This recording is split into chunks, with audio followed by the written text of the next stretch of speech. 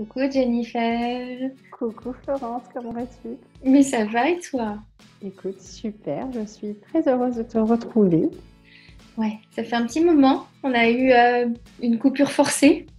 Oui, on a eu une coupure forcée, voilà, c'est pas grave, on reprend doucement et puis on va essayer de vous apporter, comme à chaque fois, des réponses, des pistes, notre vécu aussi.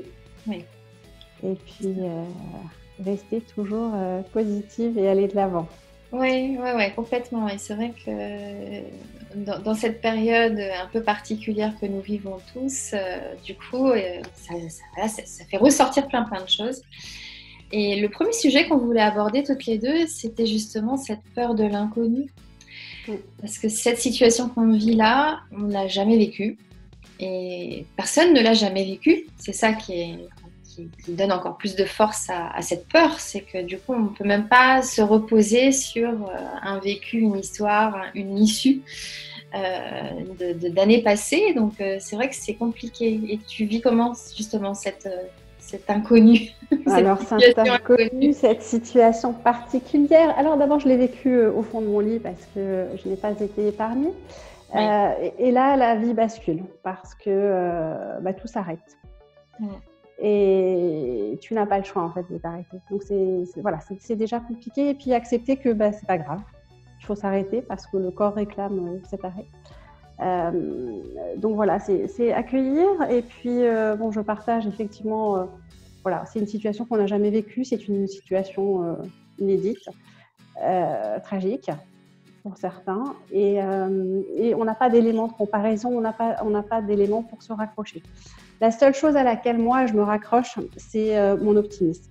J'ai une phrase qui revient très très régulièrement, c'est « je ne sais pas comment ça va aller, mais ça va aller ». Et ça, c'est une phrase qui me guide vraiment tout le temps, tout au long de ma vie, et même dans mes tics de langage, je le dis, ça va aller. Donc vraiment, moi, j'essaie de me raccrocher à ça. Voilà. Merci, Monsieur Coué. Merci, Monsieur Coué. Donc, je pars du principe que ça va aller. Je ne sais pas comment, mais je sais que ça va aller. Alors, évidemment, il va falloir faire preuve de beaucoup d'accueil, de beaucoup d'agilité, de beaucoup de patience, parce que notre patience est mise aussi à rude épreuve. Et puis, voilà, la peur nécessite de la réassurance. Et aujourd'hui, on ne sait pas avec quoi se réassurer. Donc, c'est vrai, c'est compliqué. Mais garder déjà le moral, garder l'optimisme, garder un rythme, ça permet de se raccrocher à des choses qu'on connaît. Et l'idée, c'est vraiment ça. C'est à quoi je peux me raccrocher. Aujourd'hui, je peux me raccrocher à moi, à ma famille, à mon entourage. Et c'est déjà pas mal. Ouais, complètement. Et c'est vrai qu'on a besoin, l'être humain fonctionne comme ça, de se fabriquer des repères là, dans cette situation-là. Les repères ont complètement explosé. On a mis tous, je pense, du temps déjà à accueillir la situation. Toi, tu as accueilli la maladie en plus. Donc du coup, c'est vrai que... Et j'en profite pour dire qu'il y a des gens qui guérissent. Oui. Merci. Merci d'être un cas vrai, parce que c'est vrai qu'on parle... Mais c'est vrai qu'on est tous un peu... quand même à essayer de s'informer, à écouter un peu les informations, même si moi je limite énormément, mais c'est inévitable dans cette situation. On a besoin de savoir un peu ce qui se passe, comment ça évolue, ne serait-ce que pour les consignes, etc. Et du coup, on parle évidemment, et c'est tout à fait normal, des gens qui sont nouvellement hospitalisés, des gens qui décèdent, et on parle un peu, mais quand même, je trouve très peu, des gens qui guérissent. Donc merci Jennifer d'être en chair et en os devant nous. Je suis là avec vous et vraiment l'idée c'est... Alors tu parlais des informations. Je trouve que à haute dose ça nourrit cette peur qui est en nous. Oui. Donc c'est vraiment trouver le juste milieu entre je vais chercher de l'information parce qu'effectivement on ne peut pas rester dans sa bulle et cloîtrer pendant cette période-là, c'est un peu compliqué. Mais savoir s'arrêter. Et parce que souvent on est devant l'écran et on se dit non mais je vais encore écouter ça et puis je vais aller voir sur telle chaîne s'ils disent autre chose. Et là c'est vraiment faire une... C'est très, très anxiogène. Ouais. C'est hyper anxiogène. Ça n'arrange rien à nos peurs. Donc, c'est vraiment trouver la juste dose d'information. Et ça, c'est vrai, quelle que soit la situation. Oui. Lorsqu'on vit une situation compliquée, c'est est-ce que je nourris ma peur ou est-ce que je vais trouver des choses qui vont me rassurer et dans ces cas-là, je vais aller plus loin. complètement. Ouais. Ça reste c'est ce que j'allais dire quand tu parlais tout à l'heure, c'est une décision, tu vois, tu parlais de la méthode Coué et de ça va bien se passer. Ça aussi, il faut le décider. Il faut décider d'exprimer ça, il faut décider de ressentir ça. Et on a toujours le choix. On a toujours le choix. On peut continuer à décider d'alimenter nos peurs. Et puis on peut continuer à décider, effectivement, on peut décider plutôt de changer ça et puis de se dire, ok, en fait, on n'a aucune connaissance, on n'a aucun contrôle, on n'a vraiment aucune maîtrise de ce qui se passe. Donc pourquoi pas décider d'être positif et optimiste dans cette situation. C'est beaucoup plus facile, je trouve, de la vivre quand on est dans cette approche-là. Alors toi qui en plus a été malade, est-ce que alors, j'imagine que quand tu étais au fond de ton lit, c'était plus compliqué de rester optimiste, mais ceci dit, est-ce que tu as réussi quand même à nourrir Oui, en fait c'est ce qui m'a permis de me lever plus que ce que j'aurais pu en fait. C'était vraiment me dire que bon bah ok, je suis malade, alors même si je me disais inconsciemment comme ça, je suis pas malade, mais je voyais bien que les symptômes étaient là. Et ce qui me permettait de me lever et de pouvoir faire quand même des choses, c'était cet optimisme. Et vraiment, en toute situation, garder le moral, garder l'optimisme. Et ça, c'est hyper important. Quoi que vous viviez, que ce soit cette situation-là qui est vraiment, on va dire, inédite, ou d'autres situations. Et l'idée, c'est... Voilà, les peurs, elles sont fabriquées par nos pensées. Et notre quotidien est fabriqué par nos pensées. Donc, si je pense que j'ai peur et je pense que je ne sais pas et je pense qu'il n'y a rien derrière, alors effectivement, je vais fabriquer des peurs énormes et je vais les alimenter. L'idée, c'est de ne pas nourrir cette émotion-là et de rester dans quelque chose de neutre, d'accueil, une posture, j'ai envie de dire même basse, un peu, voilà. Je suis là, je suis bien, je suis en vie. Autour de moi, ça fonctionne. C'est OK. Demain, ce qui va se passer, je ne sais pas. Mais je sais que j'ai des capacités et des ressources en moi pour que, quoi qu'il se passe, ça aille. Et pas rester figé dans les anciens schémas parce que les anciens schémas n'existeront plus. On va voir plein de modifications, des métiers qui vont peut-être disparaître, des métiers qui vont peut-être apparaître, j'allais dire même des traumatismes nouveaux qui vont apparaître suite à cette situation.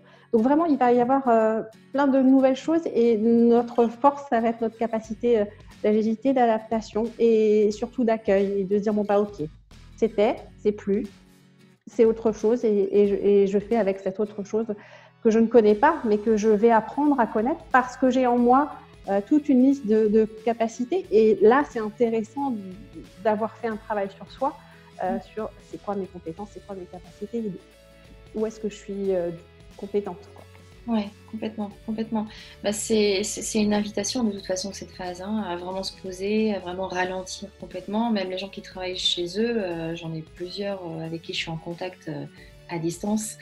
Donc forcément, même eux le disent, ils ne peuvent pas travailler de la même façon que quand ils sont au bureau. Alors d'autant plus quand ils ont les petits dans les pieds. Ça, c'est sûr que c'est pas possible, mais ça n'empêche que voilà, il y a des choses qui continuent à fonctionner, il y a des choses qui s'arrêtent complètement, mais quoi qu'il arrive, on a tous dans cette phase de vie, si on le décide encore une fois, soit la possibilité de fuir en se réfugiant dans du non-stop travail, et j'en connais aussi autour de moi qui sont partis là-dedans, et c'est ok, c'est leur choix. Mais c'est aussi une invitation, et celle-là je la trouve plus constructive pour l'avenir, ça c'est mon avis, je l'exprime hautement, voilà, de profiter du temps qu'on a un peu plus aujourd'hui pour vraiment se poser et se demander ce qu'on a envie de faire de cette vie, qui, on le voit bien, en fait, peut s'arrêter du jour au lendemain, et c'est là où effectivement on se rend compte qu'on n'est pas grand-chose. Non. Donc pour moi ça reste un choix, c'est vraiment ça que j'ai envie. Et toi, tu as fait le choix dans tout ce que tu as vécu là dernièrement, de rester optimiste et de rester ouverte aux possibilités. Tu as fait le choix de t'adapter, tu as fait le choix d'accompagner aussi ta famille dans cette directive-là, dans cette direction-là, et du coup ça reste un choix, et moi aussi je suis dans ce choix-là. Ouais, on est un peu à la croisée des chemins là en ce moment. C'est vrai que voilà, on commençait à parler de slow life et là, on vit et on expérimente ce slow life. Et finalement, c'est pas plus mal. Je trouve que ça permet de revoir tout son modèle en fait. Voilà. Et finalement, ça fait une petite pause où on peut faire reset ou faire autre chose ou faire autrement et puis décider, choisir. Et je suis d'accord avec toi.